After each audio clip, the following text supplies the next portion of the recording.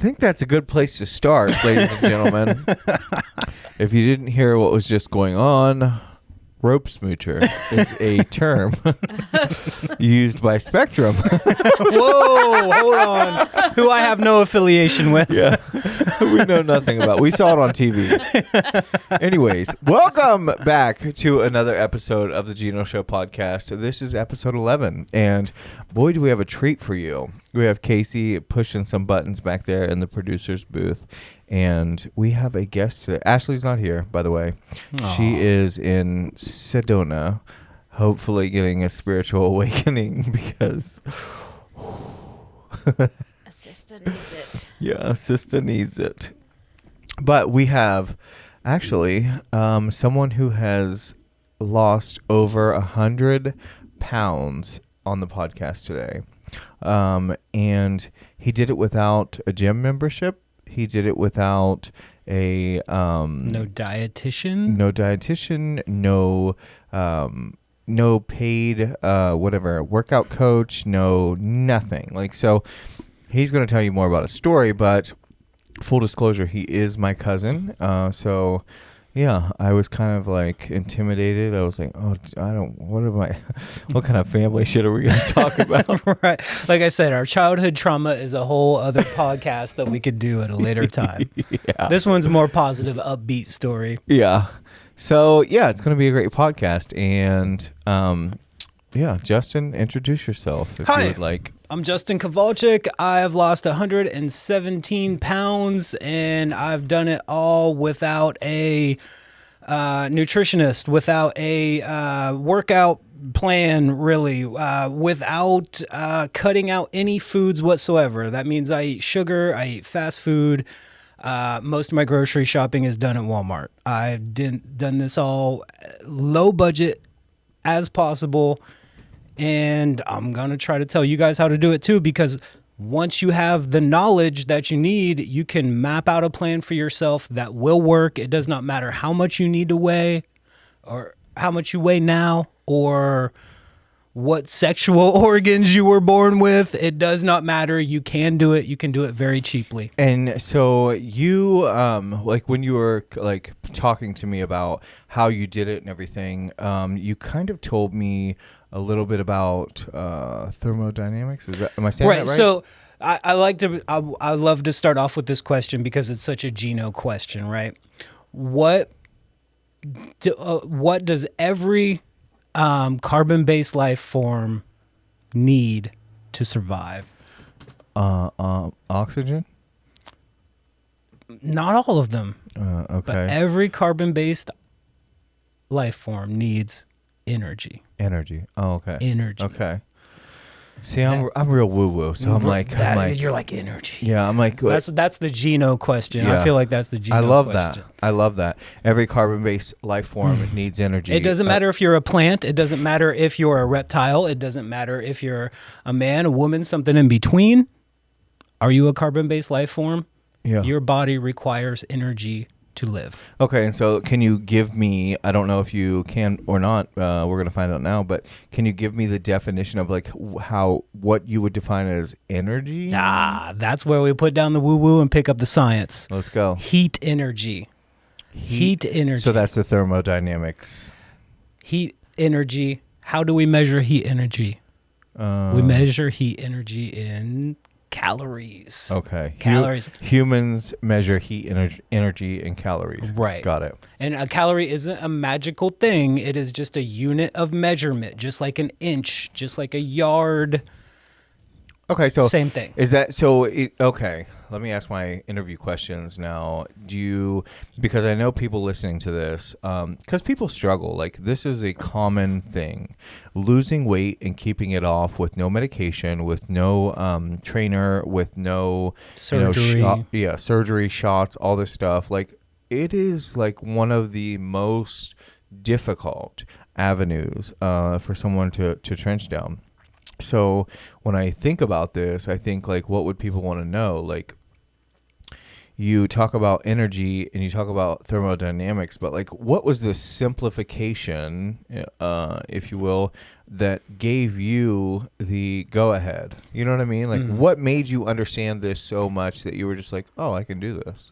And full disclaimer, everybody who's watching, I'm not a nutritionist. I'm not a dietitianist. I'm not a doctor. He I'm has not a nothing trainer. to sell you. I have no Instagram for you to follow. I have no fitness program for you to buy. All I'm trying to do is share what I did to change myself with you in the hopes that you can use some of those tips to help change yourself if you want to. And sell the Geno shirt that he has on. Oh, by the way. the Studio Geno shirt he does have on. Mild product placement. It's He fine. has the blue on. I have the yellow on.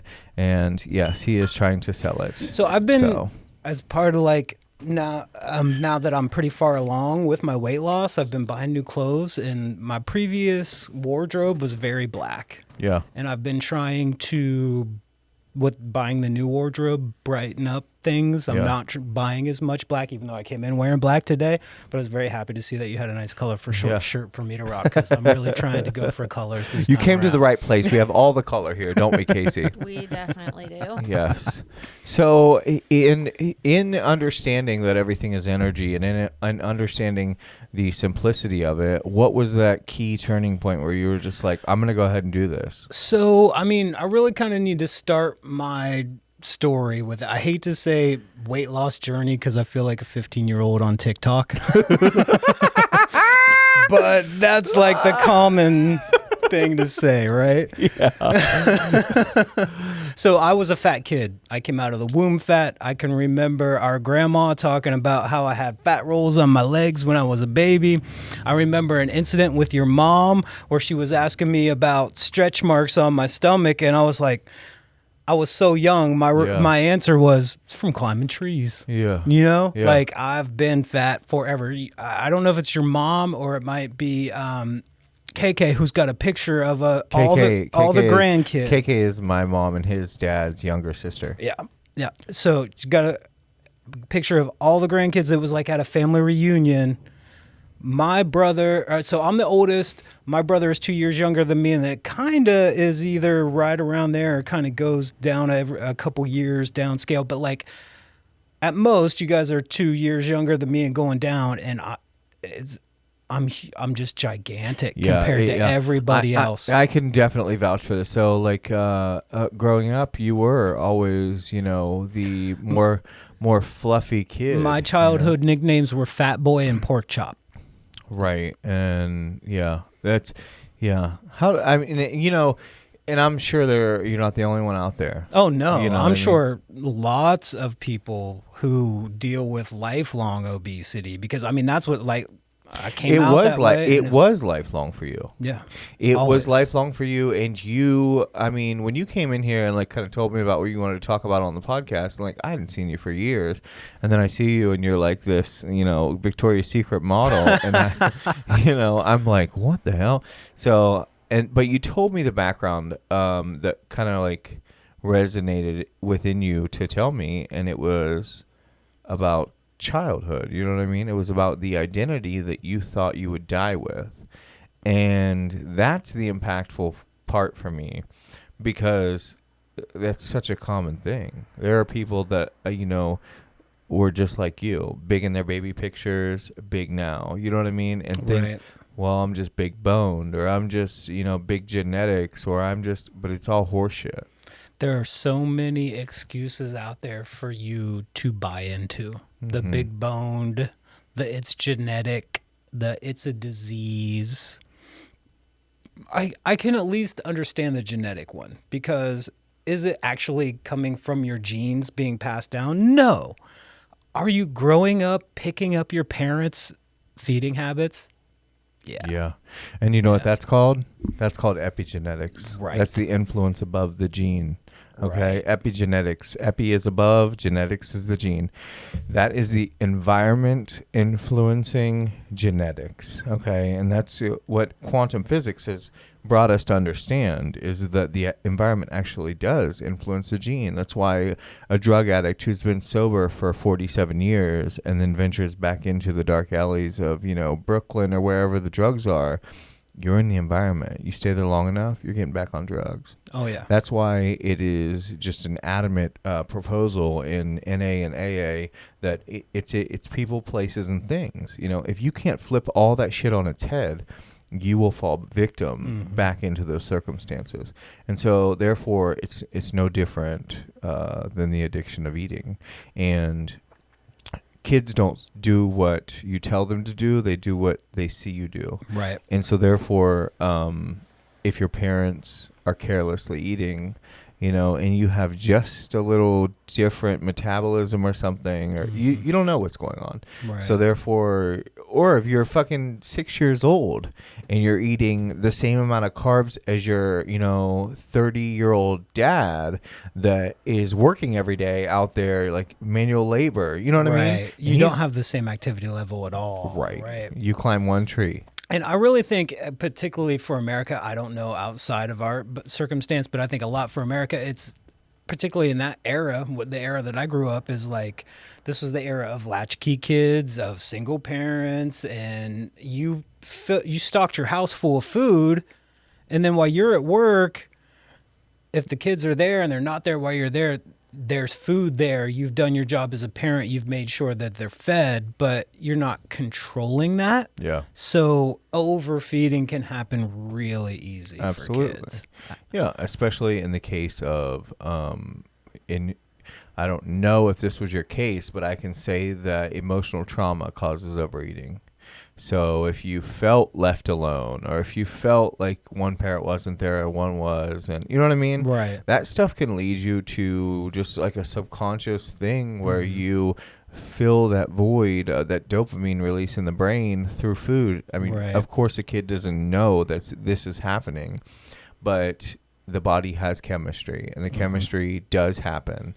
And that dopamine does release when we eat food, and sugars and carbs and things like that. And it kind of comatoses you into a sleep state or a relaxed state, away from the pain. Yeah, absolutely. And I think that's a portion of it in our like kind of tightly kind of myopic view of our recent history. But if you take a step back, the other thing that happens is we evolved as a species in an extremely, quote unquote, hypocaloric state. Food was not abundant. You had to work really freaking hard. You can say fucking. Oh, okay. I'm sorry. We're far enough along. We're not monetized yet. First, I think it's the first 5 minutes. We're good. Oh, okay. But so, I mean, our humanity evolved in a very tight caloric environment. You had to go out, you had to hunt, you had to create your own spear and and so on. And for a lot of our history, calories are hard to get. Absolutely. Now, not only are calories easy to get, but calories are packed into smaller food. Yeah. You know what I mean? So everything's got way more calories, and you have to do absolutely nothing for it. And so this brings us back full circle to the first question is, what simplified it for you? So so what I'm getting from this is that if it's all calories are the energy that the organism, aka human, needs. And you have learned, obviously, because you're spitting it out like it's nothing, you've learned that we went from calorie sparse, yeah, I guess. Calorie sparse to calorie dense. And so therefore, the work has changed. When you're calorie sparse and you're working in fields, it's a hell of a lot different. You're burning a lot more calories out there than you are with this cheeseburger and, little work in the fields, if not none. Right. Depending on, if you're in California, you're not working in no damn field.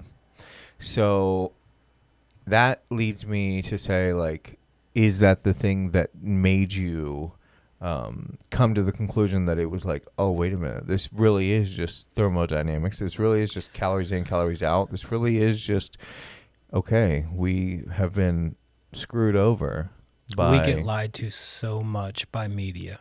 by media and mainstream advertising. But this, I'll kind of push through my ups and downs with dieting and weight loss and weight control to get there. So yeah, I was a big kid, always was. I honestly, most of the time, I really did not care. That was my identity. I was that.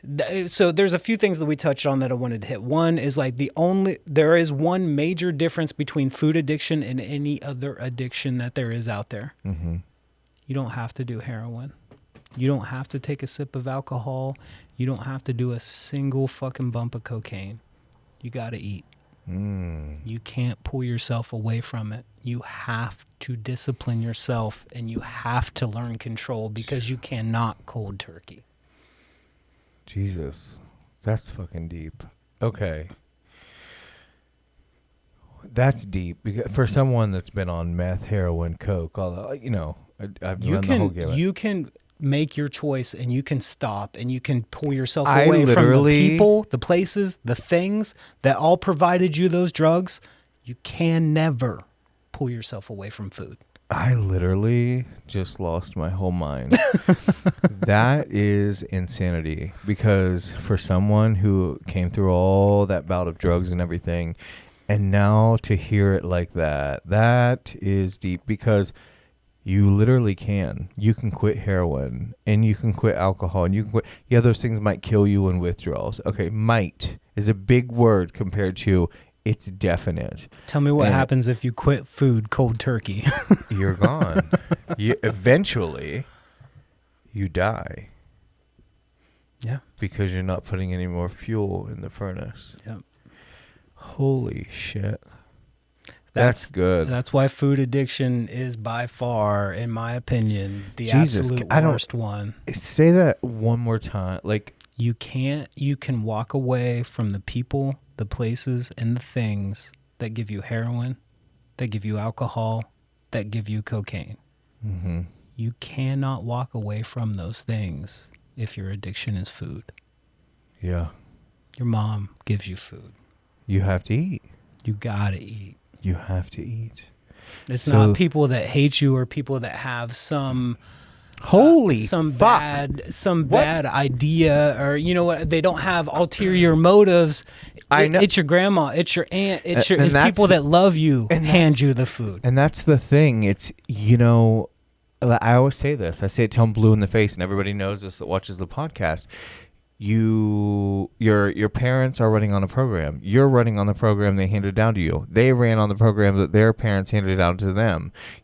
They got to tweak it a little bit based on the little bit of information that they gained, which wasn't fucking much. And then we come into this information age where we can literally watch like how organisms need fucking energy and you know what I mean? You go down this rabbit hole of like, oh, wait a minute.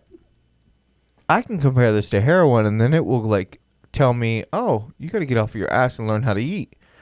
Oh, wait a minute. Okay, I got it. Now this is real. Because, I mean, if you think, like, that just hit me so hard because drugs are so real in my life. Right. So I think about that, and I'm like, oh, my God. Like, people are still dying from, like, heroin overdoses and stuff. But what if they stopped heroin? They would live. And people aren't dying from food overdoses. They're just getting obese, and like their livelihood is dying. Like their life is slowly takes away everything from you. It is killing your dreams, your goals, your ambition, your metabolism, everything from that overeating. And then if you would quit eating altogether, you would die. You can't cold turkey it. That's so crazy. That's going to hit people, I think. That's going to be an impactful moment right there. That's I've never in my whole entire life heard anyone talk about food like that. It is so many people's drug. It is so many people's drug, and it's. I would love to say that I was the inspiration for that quote coming out of your mouth, but I wasn't. Yeah, it's just reality. I mean, where did you get that? I lived it. Heroin? No, I mean, I've had my run-ins with recreational drugs, but I've always been a weekend warrior. I've never had any hardcore addictions other than food. But what made you bring the food to the comparison of Because drugs. it is a drug and it is an addiction. And whereas my addictive personality did not manifest in binge doing drugs. Yeah. It was binge drinking Mountain Dew. It was binge ordering the pizza place every day. Jesus. That's how my addictive personality came out. See, ladies and gentlemen, fuck. That's deep because I've just never heard the conversation of narcotics and food narcotics come so, hand in hand. It's crazy to think about, but it is so real the way you say it. To think about that, you can't get rid of it because you understand the experience that you had with drugs. And I really think that the food experience is similar whenever you get into a situation where you are at those extreme levels of obesity. I was obese for a very, very long time, but I always had my mobility. I could always... At your highest weight, you were what? 309. Yeah. That was my highest weigh-in. There were a lot of years that I didn't give a shit. So who knows what it was. But I think that I mostly kind of seesawed between 275 and 300 for most of my past high school kind of adult life. 20s and on, I would say that I kind of teetered between 275 and 300. I'm 5'11". You're 5'11". Now you weigh in at a whopping 191.2 so far. Less than me. Yeah. It's crazy. Considering Geno I'm the oldest grandkid, right? So I was always the big one. And I'm pretty sure, other than my youngest sister, I'm pretty sure that I weigh less than all of the other grandkids now. And I'm not. Listen, I'm gonna have to get back on meth just to get under. I'm just kidding. Don't go crazy, people. Don't send me a letter. I don't want it.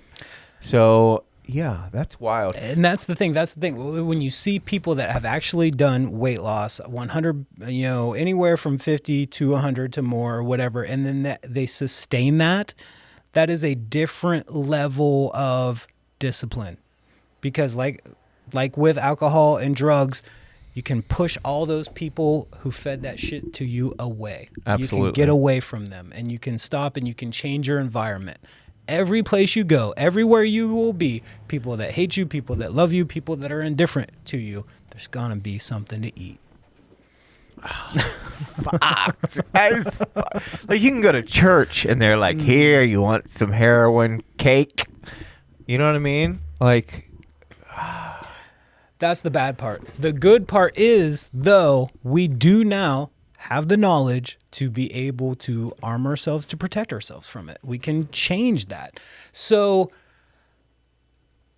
into the mid-20s, after my whole party phase, probably 25s into 30s or whatever, I at that point was old enough to be like, okay, I should try to do something. I did all kinds of different things. When I started to become aware of my weight and try to do something about it, the real big thing at that time was Atkins. Yeah. So low carb. So high protein, low carb.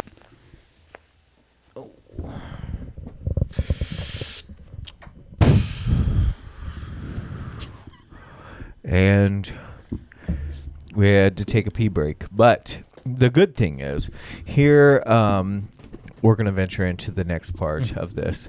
You were talking about Atkins and how back in your day, the fad was Atkins. That's when I first started. Take it away. Let's hear what you have to say about that. Yeah, so that's my first diet kind of experience was Atkins. And Atkins works for a lot of people because of how our kind of economy is set up, right? So if you're cutting out carbs, then it is forcing you without doing any kind of tracking to massively restrict your calories because any gas station, grocery store, anywhere that you go into to pick up any kind of food, if you're cutting out carbs, you're eliminating 90% of your choices. Boom, they're gone. Yeah. So you feel like a deprived concentration camp type of... to a point, because you know what you do? You satisfy yourself with bacon. Listen, you just got the audience's attention because everybody loves the bacon. You do. You rock the bacon. You do the cheeseburgers You eat without the bacon? bun. Hell yeah. Oh, dude, that's the thing. When we'll get there, I eat everything. Okay, I eat let's get- McDonald's. okay, so I keep eat going. ice cream. Keep I going. eat pizza. Keep going. So that's where I started. I saw some initial weight loss. The first time around when I did it, it was around 40 pounds or so. But what was it forcing me to do? And how long did it take to lose 40 pounds? Can you just preface that? I mean, it's been so long since I've done that particular style that I don't know if I recall. I would say it was somewhere in the range of 4 to 6 months. Okay, nice. Okay, so and then you said your next part that was causing you to do what? So, like the thing about low carb and, quote unquote keto, which very few people are actually keto that are trying to do keto. It's very hard to keep yourself in ketosis. Yeah. But I was doing low carb at that time, which was really just upping your protein and lowering the amount of carbohydrates that you were taking in. And that forces you, that cuts out so many options in the normal American diet that it forces you to restrict calories. Okay.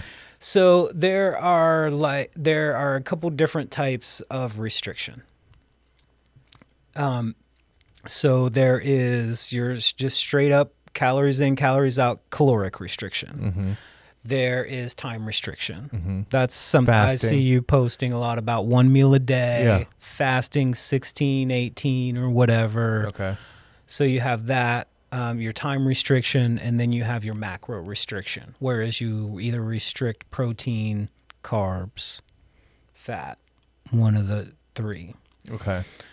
And so there's been this sale that has kind of happened in media where we've been told that it's the hormone model of dieting, where it's insulin production that really causes fat loss or not fat loss. And Okay, yeah.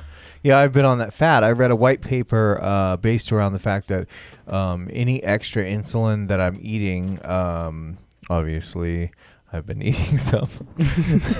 Any extra insulin that I've been eating goes into my lower stomach and love handles for men. So I've been like, and insulin gets formed out of carbs and sugar, overeating that. And, $10 coffees 3 times a day are loaded with crap. And so. And here's where I want to get bust fitness myth number 1. Okay. There is no such thing as junk food. There is just food. There is no such thing as junk food. Now, Red meat that's is not going your to be a hard There's sell. no such thing as junk Why food. do you say that, though?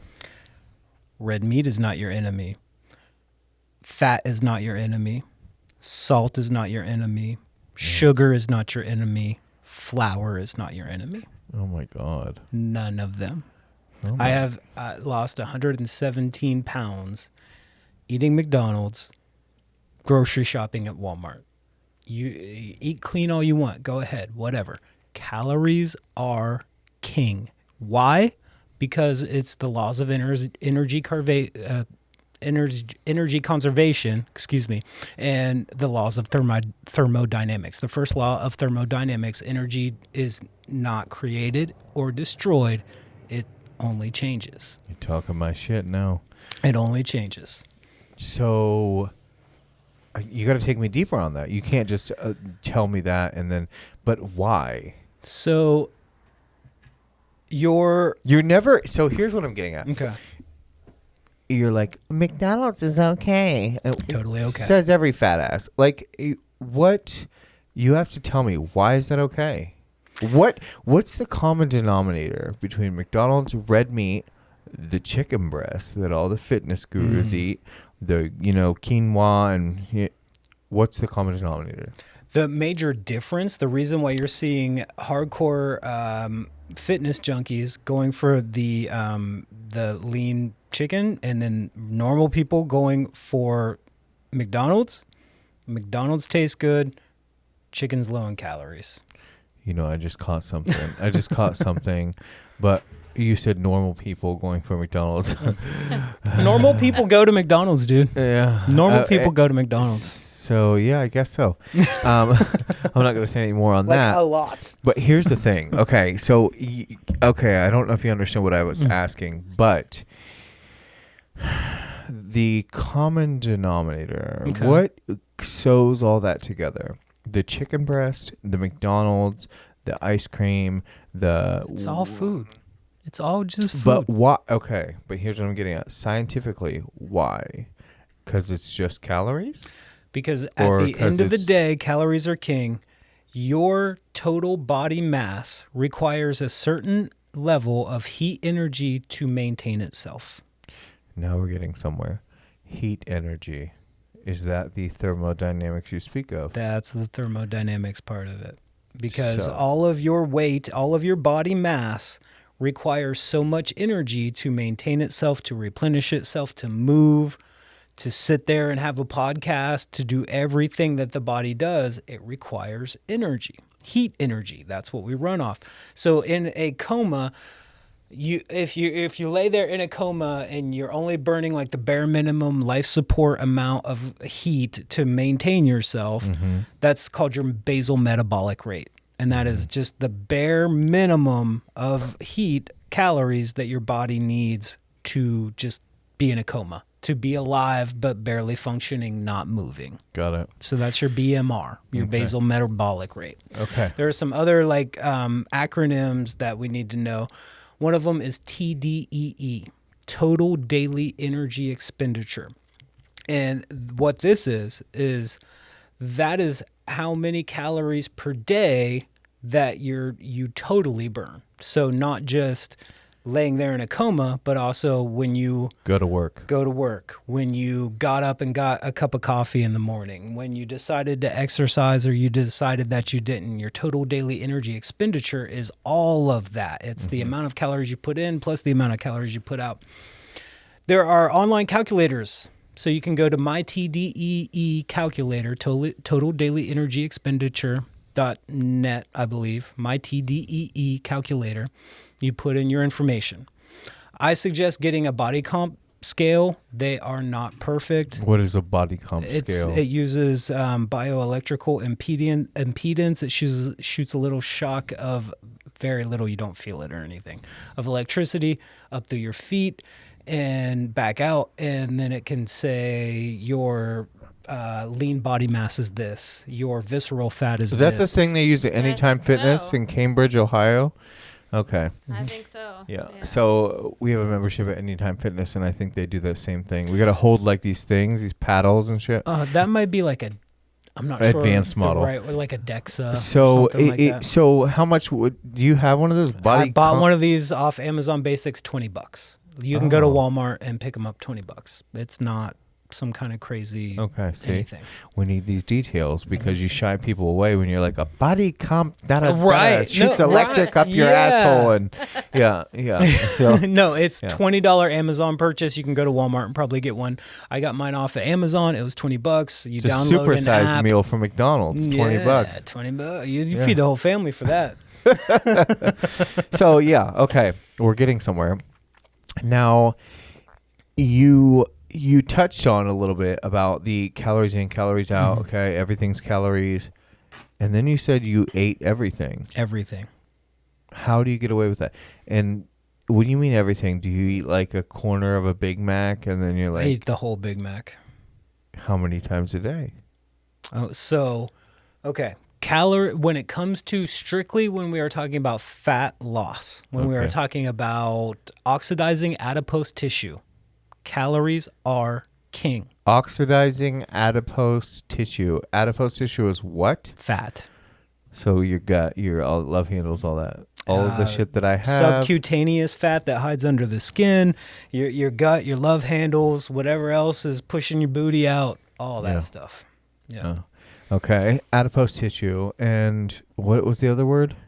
Oxidize. Oxidize. That's how you lose fat, is you oxidize. Whenever you lose fat, it leaves your body by either being breathed out or urinated out. Because you said no energy. See, I'll never forget this one because I believe in energy. Okay. I do too. Everything is energy, including, I guess, your McDonald's. So Absolutely. That's why we're shoving it in our faces, because it gives us energy. Yeah. And see, the fitness gurus, they're going to be like, screw this unicorn guy and his friend. Yeah. That's why I wanted to come on here, because I knew you would be more than happy to bust some of this nonsense with me. Screw them. I don't care. And so the thing I like is that oxidize. So if you know anything about oxygen, and oxygen in the blood, oxygen during surgeries, oxygen during treatments, oxygen, an overly oxygenated area or part of the body, or anything they do internally, disease can't live in oxygen. Oxygen kills everything. Right. Okay, it deteriorates the disease part, the decay part of anything. So it's transmuting that energy, right? And it's turning it back into, oxidized material instead of a solid mass that, is pent up energy. So you said it oxidizes the adipose tissue, which is fat, I guess. Mm-hmm. So that only comes through thermodynamics. So you have to take in less than you burn, because your body stores energy. So you are only as fat as you are hungry. I beg to differ. You are only as fat as you are hungry. All the fat that is stored on you is because you ate more than you burned that particular time frame, whether it be a day, a month, what have you.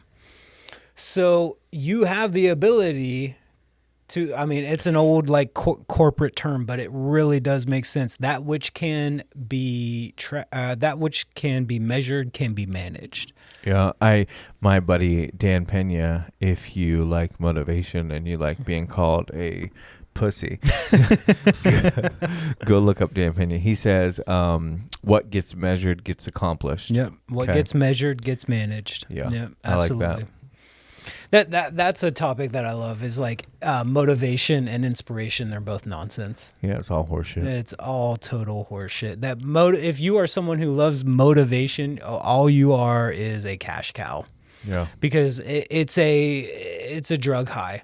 You take a big hit of that motivation and you're up there, and then you didn't immediately succeed and you fall right back down, and you need another hit that was as good as that first hit of motivation. That gets you nowhere. Inspiration and motivation get you nowhere. They get you started, but they don't keep you going. Yes. That's right. That's exactly right. It's the initial bump to get you going. What gets you to your goals are knowledge and discipline. Absolutely. And those are the only answers. I have a saying, your consistency or your authenticity will create your consistency. And people often, my mom's been stopped at the Respecs before. I remember her telling me, some lady stopped her and she's like, oh, I watch him on the, and then my mom's like, yeah. And she's like, he changed my life with the motivation and all that. And then my mom's like, yeah, you should try living with him because we live together. And she's like, oh, he's not like that at home. And my mom's like, no, he's like that at home. That's the problem. Yeah. He's exactly like that at home. But I'm like that everywhere I go. And people don't understand it. And I am a different breed of animal when it comes to that. And so I completely get that. You know what I mean? You have to be consistent with it. And just a little hit of motivation isn't going to get you to where you need to go. I've been digging these trenches for 10 years, and now it's finally turned into something. And, I'm grateful for it, but it's like, hey, we're still on the journey. Get moving. Don't get a big head. Let's go. Yeah, that's the thing. And it's and look, I don't wrong anybody or look down on anybody for going through surgery or drugs.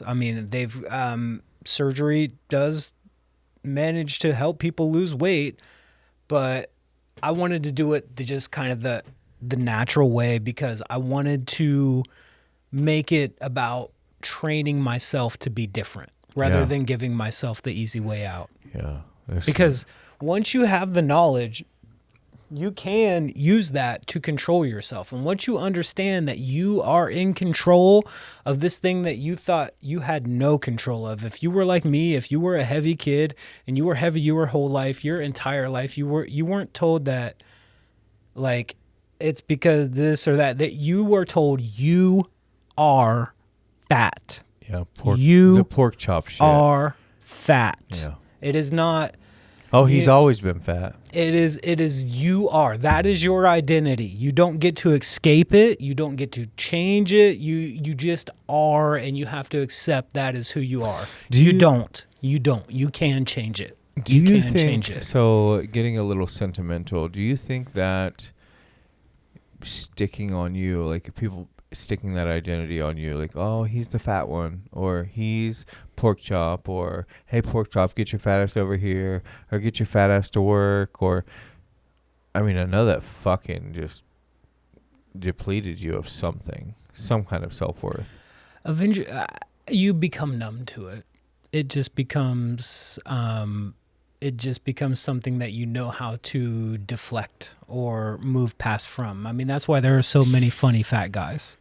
I was just going to say that. I was just going to say, you've always been like the comical and like funny and like just like laugh it off type, you know? Because you have to. If you don't learn to take that, everything that everyone says with a grain of salt, if you literally let all that, because everybody makes a comment about you. Mm-hmm. Everybody talks about it and brings it up. Well, because everybody's a crowd follower, you know, especially in tight. And it makes themselves feel better about themselves. Yeah. Like, yeah, I've got this gut, but I'm not as big as pork chop. Yeah. You know, my God. Yeah, that's so true. Jesus.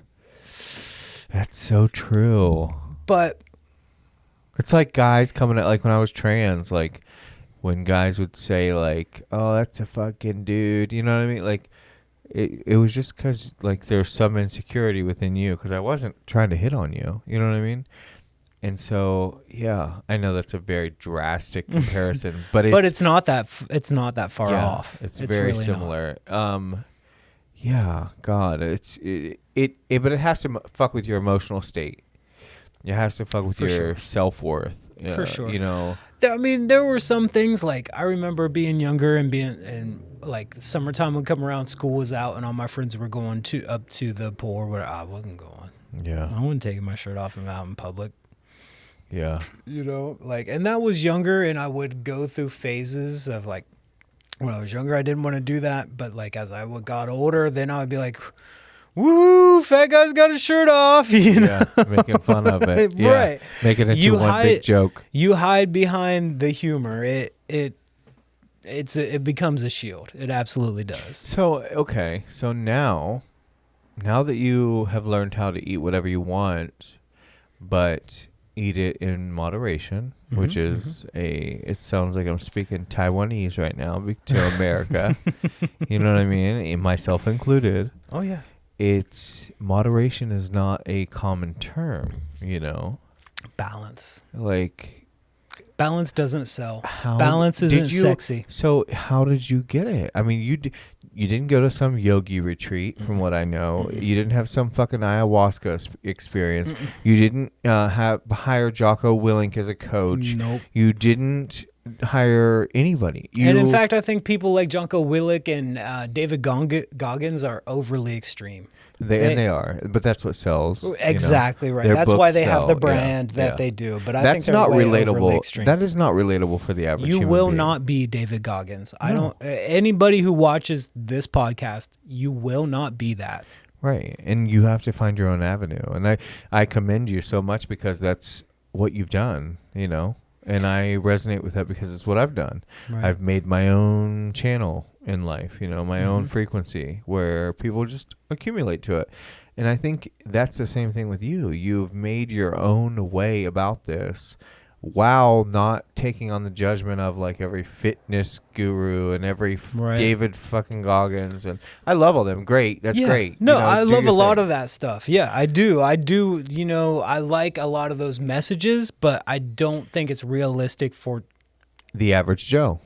or just normal people. You may not be average, you may be exemplary in your particular area, but normal people don't do this. You know what I mean? This is a small set of extreme people. But no, that's what drew me here, is that I started being cognizant of I was resonating my own frequency that I wasn't allowing anyone to put any distortion to. I was doing it on my own, and I was drawn to the fact that you were doing something very similar. That's what pushed me down here, is that mine isn't, on camera and part of the community and so on. Mine was a lot more personal, but very similar in the way that you decided that you were going to resonate on your own frequency, and you were going to allow that to draw people in a similar kind of bandwidth. You know what I mean? Exactly. And that's what drew me in. Yeah, and you have to get out there, and I believe everybody has a message, and it doesn't matter how screwed up you were or what you were screwed up on. Could be food, could be drugs, it could be whatever, abuse and mental health and all that stuff we've covered. But I think the more you tell your message to the world, and just like with no preconceived notion of what's going to happen with it or anything, it's just you getting to know that you have spoken up for yourself. Right. You have said your part to the universe. It's on the internet where it's going to live forever. And so I think that's important, because your subconscious mind knows that now you've spoken. Right. Now you've taken the front step. You're not letting a narrative live in your friends and family or people that see you on the internet. You're not letting yourself lay down at night and think, what did they think of me? Because I don't care how invincible you think you are. I lay down at night sometimes and I'm like, oh, I need to get up in the morning and say my piece. And that's why I make so much content and videos, is because I free myself every day by getting on here and doing stuff like this, making videos and reels and shorts and stuff. Because it frees me. I don't do it for the views. I don't care if I get 10 views. I get to just release that energy. Right. And then that in turn has created an authenticity and a consistency that people resonate with, because I believe that's the way we're going. The world is moving towards a more authentic, real, relatable, small business. After COVID, and I've said this before, things have changed, The communities are turning more village-like, and I'm not saying like everybody's cooking pigs on a fire, but there's a village mentality happening. They want small businesses to win. After everybody almost got crushed during that, pandemic, everybody's like, oh, wait a minute, we can pay some value here. Like, let's pay attention. Let's go to the paint and sip. Let's go to the coffee shop. Let's go to the hairdresser. Let's go, tip them an extra $5 because it's valuable, and they know that. Absolutely. Yeah, so that really made us understand it, and I really think that kind of reset a lot of people's mind on everything. What am I doing with my life? Right, I could have died. My change here, where I really decided to change and try to work on my body and really make it something different, happened during COVID. Like, I noticed some different things that were like, whoa, wait, am I even bigger than I've normally been? And then I was like, you know what? Let me go buy a scale. I didn't even have a scale at this point. I wasn't concerned. And I went and bought a scale, and I got on it, and it said 308.8. Yeah. This was during COVID, when doing my patriotic duty was ordering pizza. Staying away from everybody, letting the extremely high palatable, high caloric food come in, and that you were doing a service to your community by ordering. That's so freaking gross. And so, I mean, that was where the end of the pandemic, where I was really like, okay, so like this has been a thing for me my whole life. This situation that we're all in has even exacerbated it, made me put even more on, made me feel even more terrible. Yeah. That's where my change really starts. So I had basically occasionally tried to yo-yo diet up until that point in COVID. You know, I would try the Atkins thing. It would work. I'd drop 40 to 50 pounds or whatever. That would be fine for a little while. Then, you know, you give up and then you go back to your normal eating habits. You put it all back on. Mm-hmm. COVID is what changed me. COVID, seeing 309 pounds on the scale. Okay. How do we make this change? What do we do? What did I do? I fell back right into my same old routine. Yeah. Oh, so we got to cut all these carbs and we got to do cardio. Yeah. Right? So I actually do that. And so the thing is, the good thing about keto and about the low carb situation is it allows you to cut out a lot of foods that will be like hyper full of calories and not very dense, not very satiating. It allows you to cut those out without counting, without actually tracking, See, that's without another. paying attention. That's another little myth buster right there. Keto it works because you're actually cutting. You know, you're cutting out quite a lot of these hypercaloric. But you're not counting. So as soon as you that's quit, the key. So as soon as you quit counting the measurement, which is keto, quote unquote, the keto diet, cutting the carbs, as soon as you quit counting that as your diet, you fall right back in. Right back in. I got you. Okay, so Because we're getting somewhere that's because the that's a significant thing. I'm trying to pick out all the pieces that people want to know. Like, why do I get on keto and then I just fall back? Because that's I've done it. It's such a common motherfucking thing that will just eat you up. And you put in all this work, all these months, and you lose 50 pounds, you look good for your wedding, and then you go right back into being a lard ass. As soon as you pick up that first chip, that first bowl of pasta, So it all goes wrong.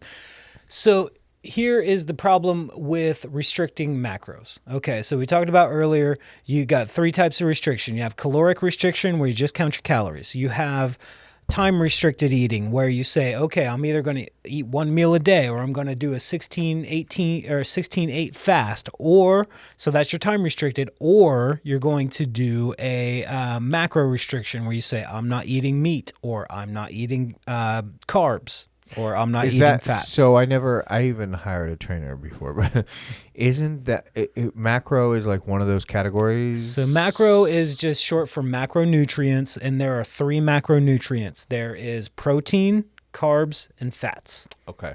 You have to have protein. You have to have fats. You cannot survive without them. You can live without carbs. But macros are Macronutrients. proteins, carbs, and fats. Yes. But you have to have carbs and fat. No, protein and fat. Protein and fat. You no cannot carbs. live without You them. don't have to have carbs. You don't have to have carbs, but carbs are still good because, like I said earlier, there is no such thing as junk food. Carbs are actually great. If you need quick energy, carbs are perfect. If you are someone who is about to go across the street over there into CrossFit Indelible and smash the deadlifts or smash the squats, You're gonna want carbs. You need to be carbed up before you go in there. Oh, well, okay. You need to use your food as a fuel instead of just going mouth pleasure. This tastes good. Yum. Yeah, Yum. but see, like, I see guys on TikTok and stuff, they're like, go in and lift weights fasted and don't eat anything. And I mean, you can, but that's not really going to help. So there's the thing. So the only correct answer in any fitness question is it depends. it depends. It depends. That is the only correct answer to every fitness question. It depends. What are your goals? That's what you first have to you have to have your goal. You have to figure out, do I want to look good in clothes? Do I want to look good naked? Do I have a sports performance goal? Do I have a mobility goal? What are these? Heart issue, whatever. First, what's your goal? My goal was weight loss. That is a direct correlation with life. Yeah. What is my goal? Right. If you don't have a goal in front of you, you won't achieve it. And it's like, what do you want? What do you want out of this? Like, you can, if you just want to look good in clothes, don't care what you look like naked, you can literally only 100% just focus on calories. Yeah. Doesn't matter if you eat every single calorie in ice cream. If you are in a consistent calorie deficit over time, you will lose weight. Doesn't matter if every single calorie is from nothing but hardcore sugar. You will lose weight. So when you say look good in clothes, but then you say...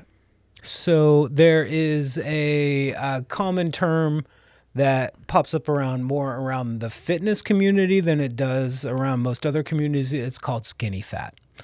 Skinny fat is where you can put on your clothes and you do not in any way push out like I do. You look thin. Mm-hmm. But when you take your clothes off, there's absolutely no muscle mass. It's just that you are thin, but you have no muscle mass to actually like fill you out. That is skinny fat. Got you. Okay. Yeah, and you actually do have some muscle because you work with one thing and one thing only. And what is that? So I love kettlebells. Kettlebells it's a form of weightlifting. It's not barbell. So it's you not are a dumbbell. fitness guru. No. I just like to do fitness stuff. So honestly, I just like to do kettlebells. And honestly, the reason I like to do kettlebells is because it reminds me of being a kid. When I was a kid in the late 90s, skateboarding was hugely popular. And the thing with skateboarding was like you learned a couple basics and then you got to put together those basics and build your own different lines and different things and learn your own way. And kettlebells are very similar. Once you learn the basics, you can string together the different exercises to make your own flows. There's kettlebell juggling. There's kettlebell sport. There's the kettlebell hard style. Like there are so many different styles and flavors of it that it really makes me get into that old school 90s skate rap mentality where it's DIY. You learn a little bit and then you go on your own. Independent There operation. you can have a coach and you can get very far with a coach, but you don't need one. You can learn on your own. You can build your own flow. This is a perfect time for me to break into our wannabe sponsor. I drink Georgetown Vineyards wine every episode, okay? And last couple episodes I haven't shouted you out because you're being shady, Georgetown. But this is your bottle. This is Concord. I've already expressed how much I like the little sweet and unsweet meter on the back of the bottle because it tells you can just like pick it up and Mr. G's. That'd be another good sponsor if you want to. But yeah. Georgetown, we want you to sponsor the podcast because we want to come out and we want to tape a live audience inside of the actual Georgetown Vineyards restaurant and pack the house. So, yeah, it'll be fun. And listeners, you will not find a better dining view. You can go anywhere in our county, in our area. You will not find a better view than the view at Georgetown Vineyards. Do you know what's funny? I actually have been holding out. I've never been. No. Never. Oh, It's it's beautiful gorgeous. up there. You're on the top of the hill. You get to look down across town. It's beautiful. Listen, I've never been, and here's the thing. I'm only coming if you sponsor the podcast, and I'm only coming on the day that we do a live taping with an audience inside the vineyard. Haley Bundy is one of your employees. Her sister Hannah is one of your employees. They both come here to the studio, and Haley has been on the podcast. Get me in there. It's going to be fun. It will be an experience, and it will be just an awesome time. Haley will be the guest, so we know we won't have any like crazy guests. It'll be fun. She's going to sing. We've already talked about it, and yeah, that's the plan. Georgetown, we just need you on the vine here. So, that being said, one more thing before we go into the closing arguments of this case, which are how to do what he's done, lose over 100 pounds just by the calorie intake and outtake, eating McDonald's, ice cream, whatever you want. But this piece of art here. Yeah, there you go. It's nice and shiny. This is Louisa Rhodes. Okay, she makes art. This is something she gifted me while Casey and I were at the Shark Tub experience out at Pritchard Laughlin Civic Center yesterday. Was it yesterday? Yes. Yes, yesterday. And this is art by Louisa Ann. Louisa is spelled Louisa, and then space Ann, Ann is Ann. And she makes art. She's an amazing artist. She has over 30,000 followers on Facebook, on her page. You guys go follow her. She is going to be on the podcast soon, and she will probably, I'm about 98% sure, be at Art Fest with some of her art. So I've invited her. I've given her a spot. I told her she could be close to me, so you guys didn't freak her out too bad. And yeah, she's going to come, and she's an amazing artist. She's a very nice person. And when I went across her booth yesterday at the Pritchard Laughlin Civic Center during the Shark Tub event, me and Casey were like, oh, shoot, we got like goosebumps on our arms. And I was like, there's something special about you, little redhead girl. I was like, let's exchange information. And then before we left, she gifted me that. And so now it hangs in the studio. I took it down just to show you guys. Art by Louisa Ann. Go follow her. She'll be a friend of ours. So yeah, now we get into the nitty gritty and what everyone wants to know. How do people do what you've done and lose over 100 pounds? And so you said you started in COVID. Mm-hmm. Can you give me a time frame of like how long has it taken you? Because we are in an instant gratification society, and I think we need to preface like that's not realistic. You need to do something that's lifelong. Yes. Because that's the pinpoint reason why you've always ventured back into the known patterns and the known weight you've been, and you lose 40, you gain 50 back, and you know what I mean? You fall back into that comfort. So with changing your whole look and your whole internal identity around food and everything, can you explain how someone can do that? I'll give you the roadmap. So the important thing about weight loss is what works for you works best. So if it's time restricted eating that works better for you, that can keep you in that caloric deficit, do it. If it's being a vegan is what keeps you in that caloric deficit, do it. Those are not invalid or wrong ways to restrict yourself as far as calories. If that's what works for you, do it. However, what worked for me was calories in, calories out. Not paying attention to, what the bad foods were, what the good foods were, whatever. What you find your number, and then you stick to that number. And you when you say find your number, you're talking about that's the hardest part of this, and that is why calorie counting has such a bad name. One is because of how technology has changed. Yeah.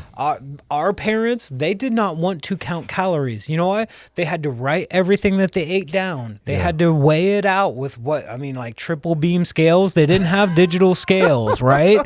They didn't have a cell phone to just drop the numbers in and let it do the math. Yeah. Calorie counting has such a bad name because technology was not there. They were counting calories the same way they kept a schedule. Mm-hmm. And the thing is, you can count calories all day, but if you don't know how many you need to eat, it doesn't matter how many calories you count. So let's preface, how do they find out how many they need to eat again? So I'm going to start this. Is it the BMI I'm going to start this from the beginning, and I'm going to give you your roadmap to be able to do this. First thing, there are a few things. One, I would suggest getting the body comp scale. $20, Amazon. It's going to tell you how much you weigh, what your body fat percentage is. Body comp scale. Body composition. Yeah, okay. Body composition scale. I mean, $20 is what you're talking Amazon. About. It's not something crazy.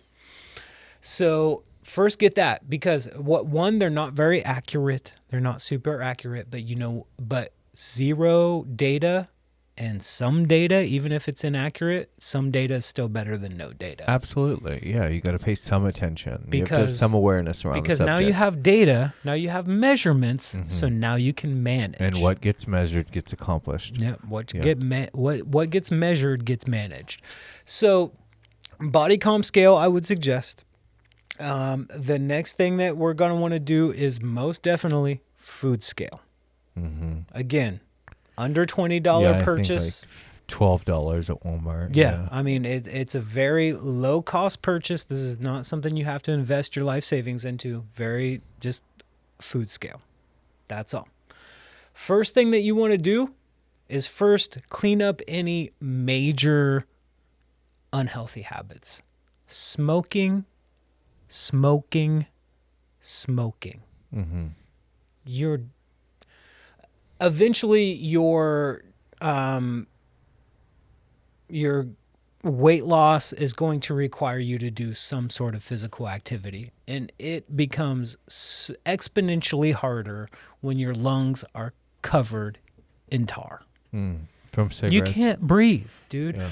Vape, snus, whatever you've got to do to get away from inhaling smoke. So you're saying you'd rather people vape or 100%. snus or all that stuff than Anything smoke other an than actual smoking. cigarette? Anything other than smoking. What about weed?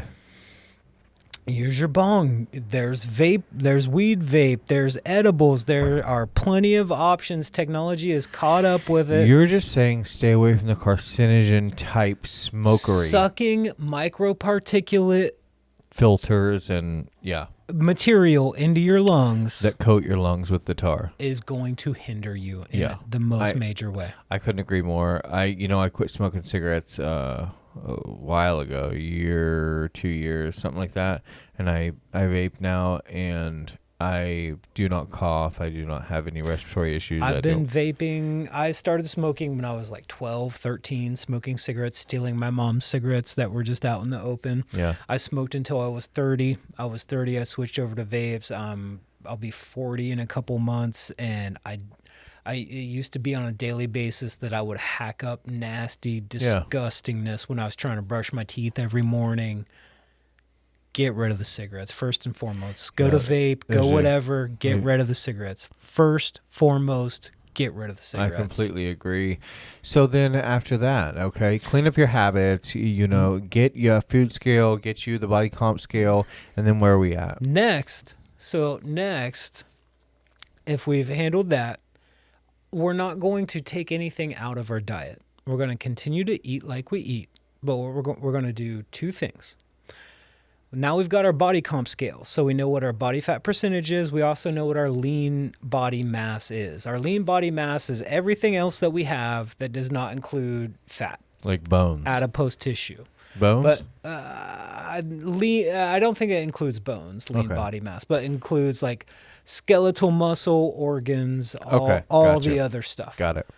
So we get that number from our body comp scale, and then what we do is we first introduce that amount of protein. So for instance, my weight on the scale is 191. My lean body mass is around 170. So I'm targeting 170 grams of protein per day. Why am out of all the micronutrients, protein, carbs, fats, why am I targeting protein? So hold on. Your lean body mass is 171, and then you came up with a number of 170 grams of protein. Is that what you said? Hold on. Let me pull that number out Because to make sure. I was just making sure I'm breaking down the numbers correctly, because people are going to want to do this. So then you see that, okay, my lean body mass is 171 pounds. Okay, so then I'm only taking 170 grams, because we're just roundabout so number. 170 grams, once you actually measure and pay attention, is a ton of protein. So what I'm getting at is the pounds transition into grams. To a point. So my as of my last weigh-in, my body weight was 191.2. My fat-free body weight is 162.2.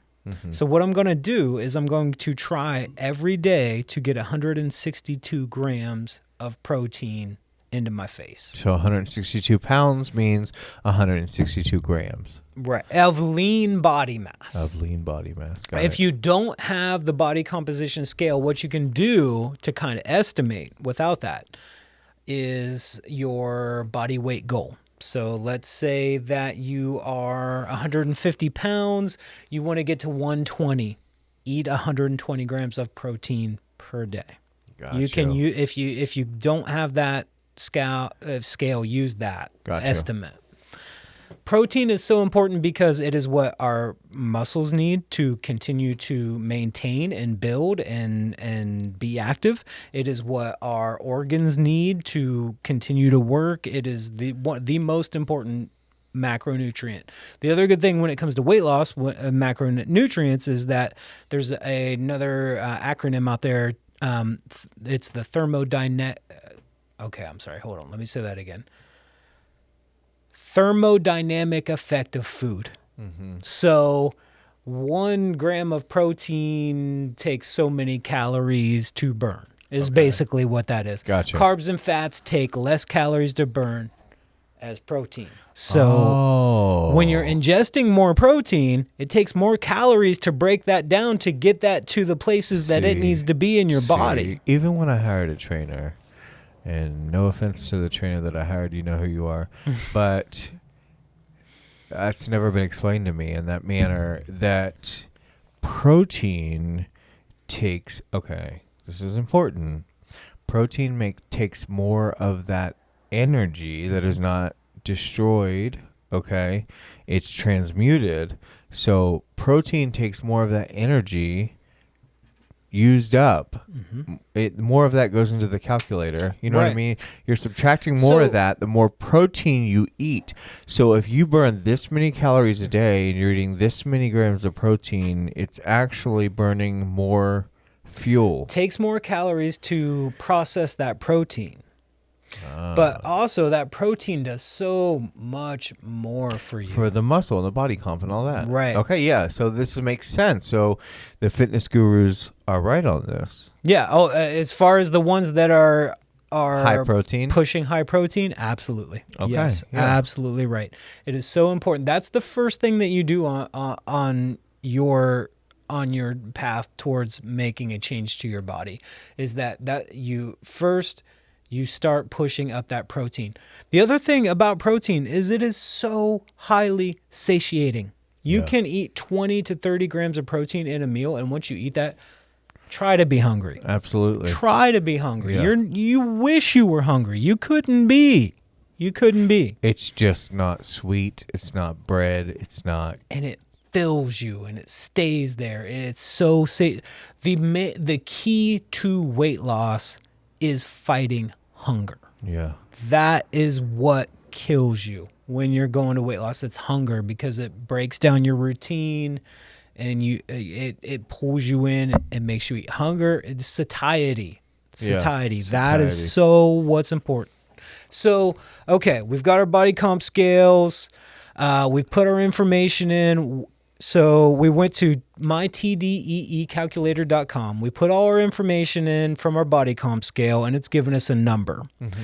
That number is our maintenance calories. Our maintenance calories is the amount of calories that we need to eat every single day to maintain the body weight that we currently have. Correct. What do we do from here? First, what's our goal? Is our goal to build muscle? Is our goal to lose weight? If our goal is to lose weight, we take our number that we got from our TDEE calculator. We subtract 300 to 500 from that, depending on how aggressive you want to be. 3 being a less aggressive, 5 being a more aggressive. You can go further depending on how you feel once you understand what you feel like once you do the 3 to 5. Right. 500. So for me, it was 500 a day. That's what I went with. I went aggressive, more aggressive. So 500 calories under that number every day. Every day. So 500 calories So 500 off of So the number the TDEE calculator gives you. Because it calculates, it says, okay, Justin, you're this many pounds. To be that many pounds every day forever, you need to eat this much. So first you figure out your goal. Do I want to build? Do I want to lose? If it's lose, you're cutting from that number. So when you cut from that number, it doesn't matter what you fill that number with. Can it be broccoli and chicken? Yeah. It can. Can it be Twinkies and ice cream? It can. Yeah. Doesn't matter. Okay, but if it's broccolis and so here's what I'm getting at. If it's broccoli and chicken, does it burn more calories? No difference. Well, chicken, right? So it's very high protein, very lean. So are you going to potentially burn a little more? Thermodynamic effect of food is going to take up. It's going to take more energy to burn that up. Absolutely right. But at the same time, it's not like magic food this, magic food that. Got you. It's what keeps me from wanting to eat more food. Yeah. So for me, what has worked for me is I've planned my meals out. So my breakfast is a protein bar. And we're talking pure protein from the protein bar aisle at Walmart. They cost like $9. They're birthday cake flavored. I really like having a birthday cake every morning. Really makes me feel like, sets my day off right. So 200 calories, 200 grams of protein. Or 20 grams of protein, 200 calories. And I do a 5-hour energy that is mostly B vitamins that picks up my energy. And then I've got 20 grams of protein in me to keep me fairly satiated. Well, I go into lunch, and this is like, I just worked my half a day. It's lunchtime, so now I go in, and I've got Nichols light bread. You can buy off the shelf at Walmart, 35 calories per slice. Sara Lee's got a very a light calorie option.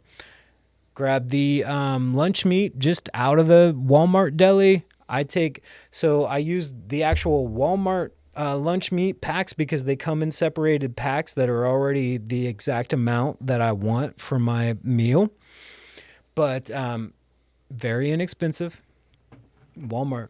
So, But my sandwich for lunch may contain close to 50 to 60 grams of protein. I've just had 20 for breakfast. I'm not super hungry because I've had that 20 for breakfast that satiates me. I hit the deli meat on lunch with the low calorie bread.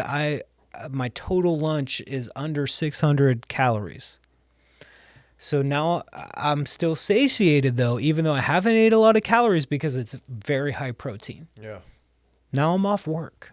Now I get to hang out. I get to chill, get to play the PlayStation, hang out with the kid, pet the cat, whatever. Well, let's say I'm in that mode and I want to have a pizza. Okay, so my daily caloric intake is 2,100 calories. I've just ate 6. So all those calories I can put into whatever I want. Do I want to have pizza? Okay. Do I want to have ice cream? How much pizza do you eat? So we got our food scale, right? So let's say we order Domino's. Domino's, we can go to their website. It's around 200 calories per slice on a hand-tossed pepperoni. So I've got like 1,000 calories left. So I can have 5 pieces? 5 pieces. Holy shit. I like this game. The thing that you have to fight when it comes to weight loss is hunger.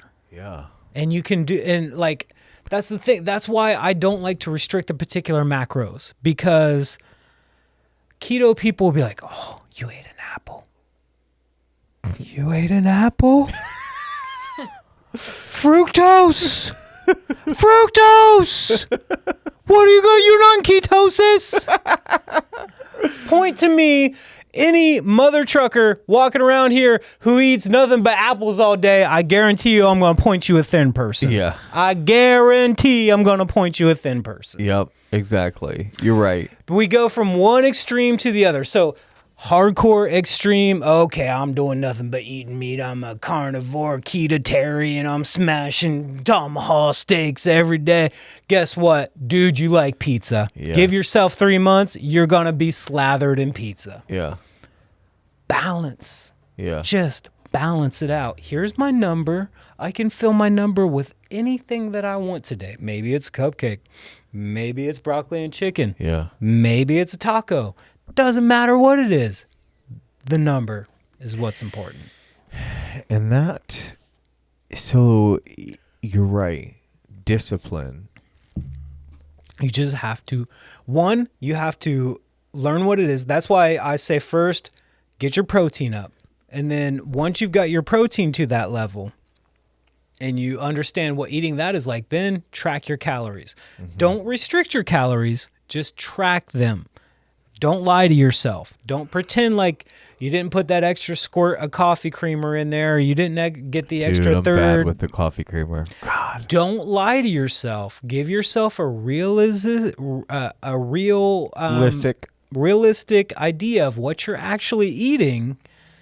And then once you have the TDEE calculator, you can say, okay, this is what I should be eating.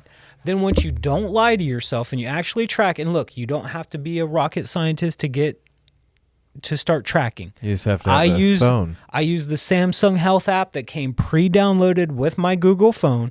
Apple's got a version. Google's got a version. There's Lose It. There's MyFitnessPal. There's 1,000,001. You don't need to be a rocket scientist. Download it. Start tracking your calories. Yeah. Don't lie to yourself. See what you're really eating. One of the biggest things that changed my perspective was liquid calories. Yeah. Liquid calories. Like beer. Like Mountain Dew. Like Pepsi. I'll tell you what. Like there's people that quit drinking soda and they lose 50, 60 pounds. I mean, liquid calories are and that's the thing. Like we can point at pop or soda or whatever you want to call it, depending on where you're on, and it is a valid criticism. Mm-hmm. But you know where a lot of liquid calories come from, where we expect to be healthy? Juice. Yeah, I don't drink juice. Juice, apple juice, Sipping orange on juice. Gin and juice. Laid back. Yeah.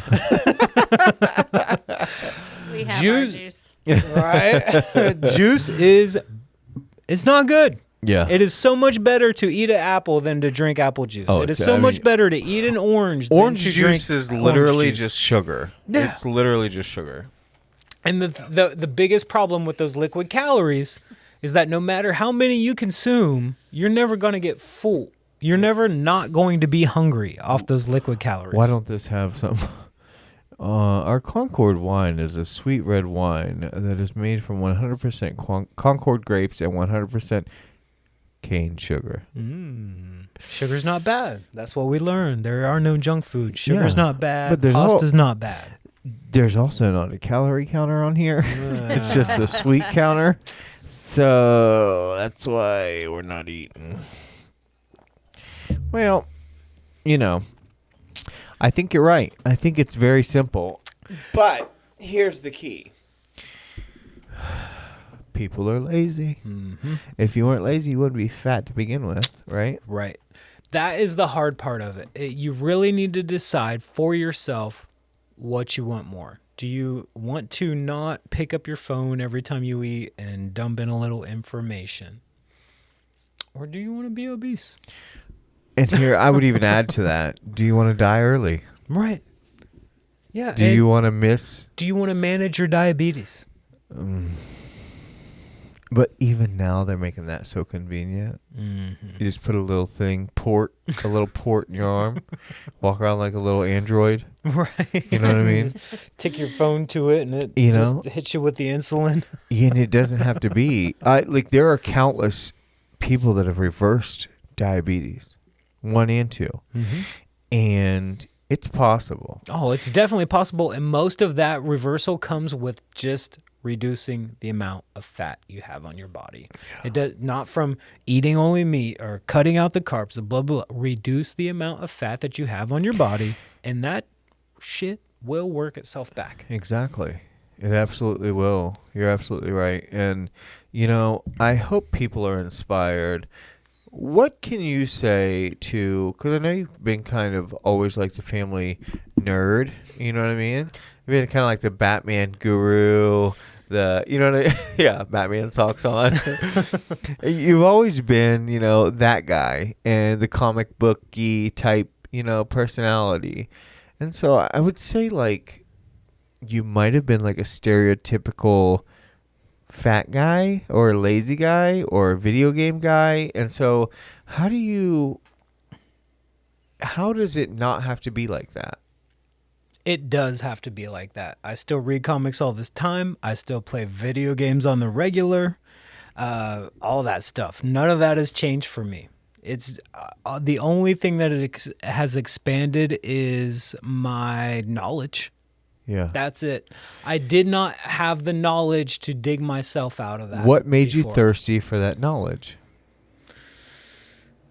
Can you think back? Because I think this is the important. This is the grease. I don't know what changed me, though. I don't know what triggered that change because I'd lived with obesity for so long. And here's the kicker, folks. Here's the kicker. I don't know what made me get sober from heroin and meth. It's just a light that flips on. It's just eventually you're sick of it. This is that part. There you go. Eventually you're just sick of it. You are. And everyone is telling you what you are. You are what I say you are because you do this. Yeah. Everyone's pointing that finger, and eventually you're just sick of hearing that, and you go, no, I have control over me. I can change this, and I can do whatever the hell I want. And that's the world we're at.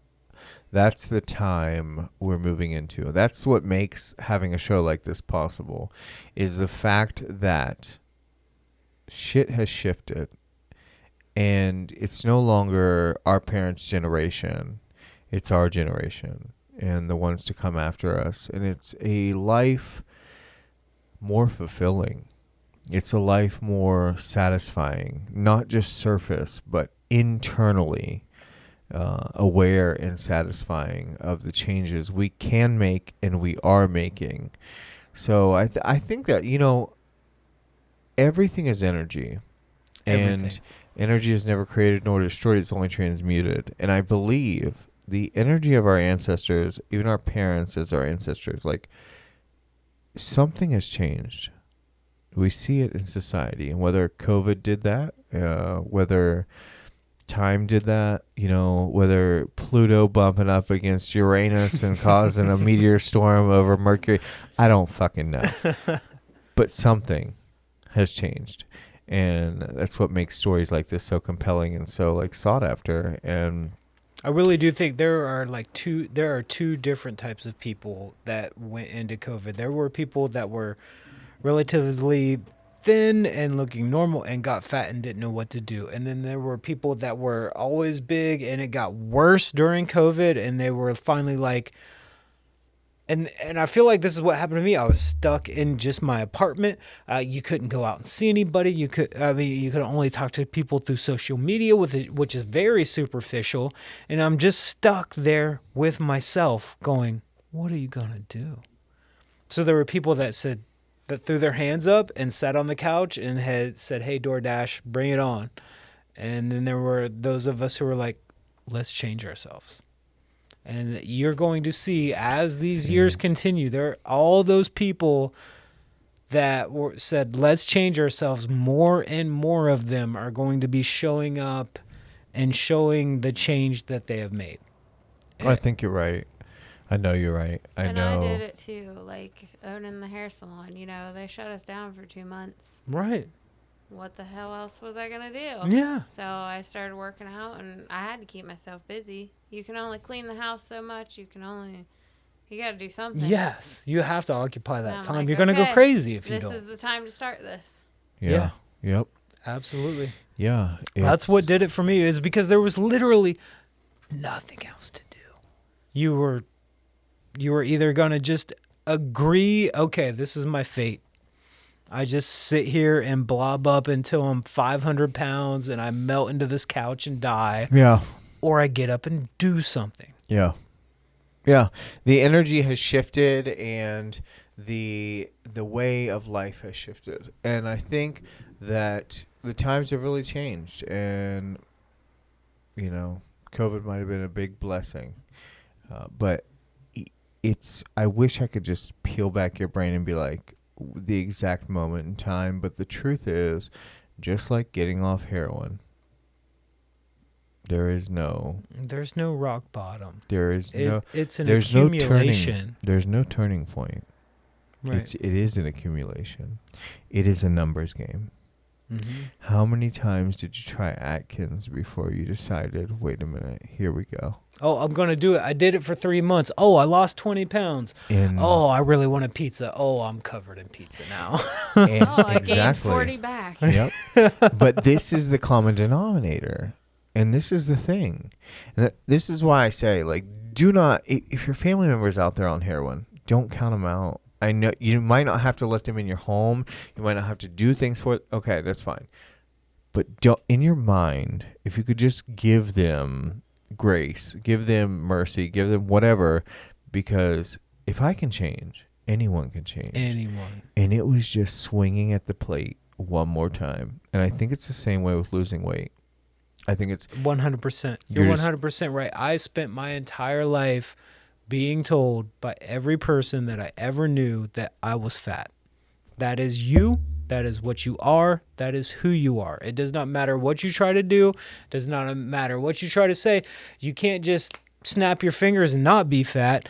And so you're going to try to hide it with whatever kind of words you have. No, I'm telling you, that is what you are. Everybody else around you tells you what you are, and you have no agency to decide for yourself. Exactly. It crushes you.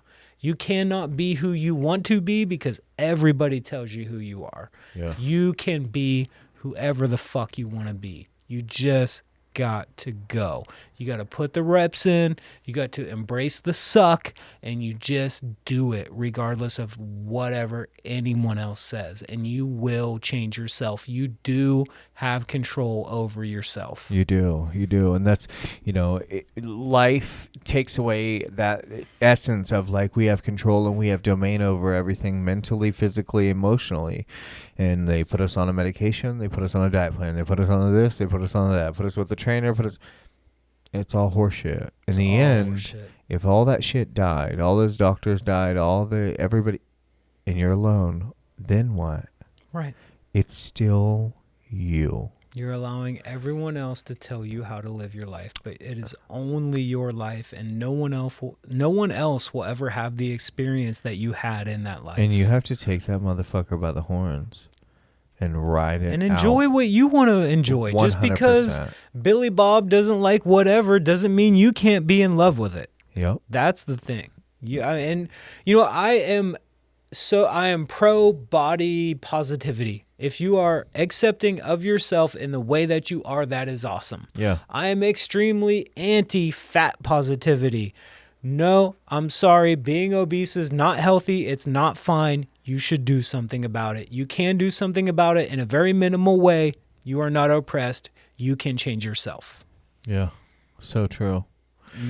You're not locked down. It's not a disease. It's not genetic. Yeah. It's not. It is energy balance. It is. You're taking more calories in than you are expending. You can correct, that creatine. You can creatine that with science. Yes, you can correct Science can fix that for you. You can get a number, you can cut that down, and you can change your body. Yeah. You can. It's just like getting off of drugs. Create an awareness around it by studying people who have done it like you. Okay? And this is like a case that like is like the normalest, story I've heard. Everybody else is like, I'm a guru, follow me and I'll teach you how to in my master class of blah blah, whatever. Yeah, all you have to do is buy my $1,000 program, and I will teach you the master guru secrets. Right. And you're not doing that. And I think that's impactful because it's relatable, Right. and there is no sales gimmick. There's no book to buy. There's no course. There's no nothing. And if you guys notice, I haven't brought up anything about exercise. Weight loss does not actually require exercise. It really doesn't. As long as you're maintaining a calorie deficit on the amount of food that you put in, you can do no exercise and you can still lose weight. Now, here's the thing. Will you look good naked if you continue to lose weight but do not exercise? The answer is no. You're going to look gross. You need muscles on your body, regardless of what sexual organ you were born with, to not look gross naked. Sorry, just reality. Pick something up heavy, put it back down. Do it multiple times. It will make you look good naked. That is a good spot to end.